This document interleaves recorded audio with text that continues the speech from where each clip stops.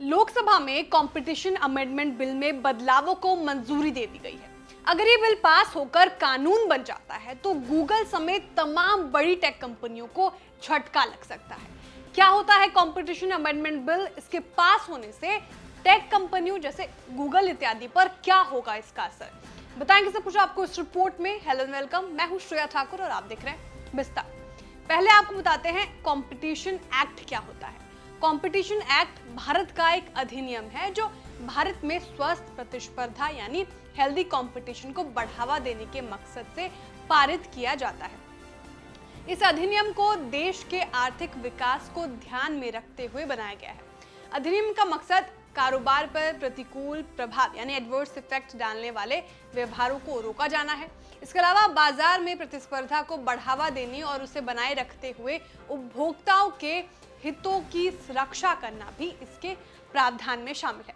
साथ ही बाजार में दूसरे प्रतिभागियों यानी कॉम्पिटिटर द्वारा चलाए जा रहे कारोबार की स्वतंत्रता सुनिश्चित करने और उससे जुड़े मामलों के लिए एक आयोग की स्थापना करने का भी प्रावधान है। अब आपको बताते हैं इससे कैसे बड़ी टेक कंपनियों को झटका लग सकता है। हालिया तौर पर गूगल समेत कुछ कंपनियों पर एंड्रॉइड इकोसिस्टम में अपने प्रभाव का गलत इस्तेमाल करने का आरोप लगा था। अब इस बिल में संशोधन के मुताबिक कंपनियां यूजर या उसके फोन पर अपनी मनमानी नहीं चला सकती हैं।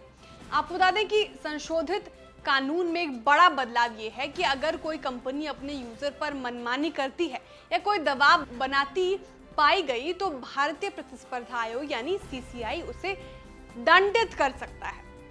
एक्सपर्ट्स के मुताबिक सबसे पहले तो इस बिल के लागू होने से टेक ब्रांड्स के सामने सबसे बड़ी समस्या उनके रेवेन्यू को लेकर आएगी। इस बिल से ब्रांड्स के रेवेन्यू को तगड़ा झटका लग सकता है क्योंकि कई एंड्रॉइड ब्रांड्स ने अपने खुद के बनाए हुए प्री इंस्टॉल्ड ऐप्स के लिए मेटा और स्नैप जैसे कंपनियों के साथ पार्टनरशिप कर लेते हैं। अब ऐसा करने पर उन्हें सजा हो सकती है क्योंकि रिपोर्ट्स के मुताबिक ऐसे प्री इंस्टॉल्ड ऐप्स आपके लिए खतरा साबित हो सकते हैं। जुर्माने के मामले में अभी तक किसी भी कंपनी के भारत में होने वाले कारोबार पर ही विचार किया जाता था, लेकिन संशोधन के साथ कंपटीशन अमेंडमेंट बिल में कहा गया कि कंपनी का दुनिया भर में प्रोडक्ट और सर्विसेज से होने वाला कारोबार देखा जाएगा। इस बिल में बदलाव के तहत सीसीआई के पास विलय और अधिग्रहण के मामले को लेकर अधिकार होंगे। किसी भी संस्था को 2000 करोड़ रुपए से ज्यादा की डील पर सीसीआई से मंजूरी लेनी होगी। इसके साथ ही सीसीआई अन्य कंट्रोलों के बारे में जानकारी का खुलासा कर सकता है।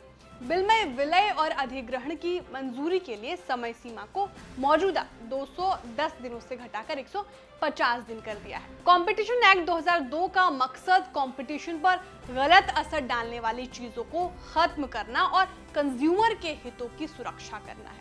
जानकारों के मुताबिक हालिया दौर में भारतीय बाजारों में बिजनेस को बढ़ाने के तरीके में एक आदर्श बदलाव आया है। आर्थिक विकास विभिन्न व्यवसाय मॉडल को देखते हुए केंद्र सरकार ने कंपटीशन लॉ रिव्यू कमेटी का गठन किया है। कुल मिलाकर देखा जाए तो ये बिल आने वाले दिनों में बाजार के लिए एक मील का पत्थर साबित हो सकता है क्योंकि मार्केट में जिस तरह से कई कंपनियां फर्जीवाड़ा करती हैं उससे उपभोक्ताओं को काफी हद तक राहत मिलेगी। इस बिल के कानून बनने का कुछ वक्त अभी भी और इंतजार करना होगा। आपको हमारी जानकारी कैसी लगी कमेंट करके जरूर बताएं। वीडियो को लाइक और शेयर करना ना भूलें। साथ ही जो हमारे नए व्यूअर्स हैं वो भी चैनल को सब्सक्राइब करना ना भूलें।